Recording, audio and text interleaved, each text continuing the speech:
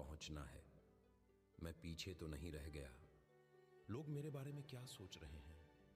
ये एक निरंतर दौर है, एक अंतहीन सूची है कामों की, चिंताओं की। और जब यह शोर असहनीय हो जाता है तो तुम एक नए तरह का शोर पैदा करते हो। तुम संगीत तेज कर देते हो, तुम खुद को काम में डुबो देते हो। तुम फोन की स्क्रीन पर उंगलियां फिराते रहते हो, एक पोस्ट से दूसरी पोस्ट, एक वीडियो से दूसरा वीडियो, बस इसलिए ताकि तुम्हें एक पल के लिए भी खुद के साथ अकेला न रहना। ये सब तुम्हारे बनाए हुए, तुम्हारे चुने हुए विकर्षण हैं। ये दीवारें हैं जो तुम खामोशी और अपने बीच खड़ी करते हो। ये वीराना तुम्हारी उन दीवारों को गिरा देता है। ये तुमसे तुम्हारा फोन छीन लेता है, तुम्हारा काम छीन लेता है, तुम्हारे बहाने छीन लेता है। और अचानक सब कुछ शांत हो जाता है, एकदम सन्नाटा। ये शुरुआती सन्नाटा भयानक होता है।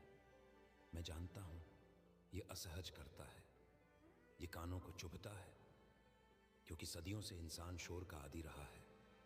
खामोशी हमें खालीपन का एहसास कराती है और खालीपन से हमें डर लगता है। लेकिन ऐसा क्यों है? हमें खामोशी से इतना डर क्यों लगता है? क्योंकि इसी खामोशी में वे आवाजें बोलना शुरू करती हैं जिन्हें तुम सालों से नजरअंदाज करते आ रहे थे। वे आवाजें जिन्हें तुमने अपनी व्यस्त जिंदगी के शोर के नीचे दबा दिया था। सबसे पहली आवाज जो उभरती है वह है डर की आवाज। क्या तुम पहचानते हो इस आवाज को? यह फुसफुसाती है, क्या होगा अगर तुम हमेशा के लिए यहीं फंस गए? क्या होगा अगर तुम्हारी पीड़ा कभी खत्म नहीं हुई? क्या होगा अगर तुम सच में अकेले रह गए? क्या होगा अगर तुम जितने अच्छे, जितने काबिल लगते हो उतने हो नहीं? यह तुम्हारे भविष्य का डर है, अकेलेपन का डर है, असफलता का डर है। यह वह ठंडा, तर्कहीन डर है जो तुम्हारी आत्मा के सबसे अंधेरे कोने में रहता है। और अब जब कोई शोर नहीं है तो यह बाहर आ गया है। डर के साथ ही एक और आवाज उठती है, पछतावे की आवाज। यह आवाज अतीत में जीती है। यह तुम्हें वह सब याद दिलाती है जो तुम भूलना चाहते हो। काश मैंने तब वैसा कह दिया होता, मुझे वह नहीं करना चाहिए था। अगर मैंने वह रास्ता चुना होता तो आज जिंदगी कुछ और होती। यह काश और अगर की दुनिया है। यह आवाज तुम्हें अपराध बोध से भर देती है।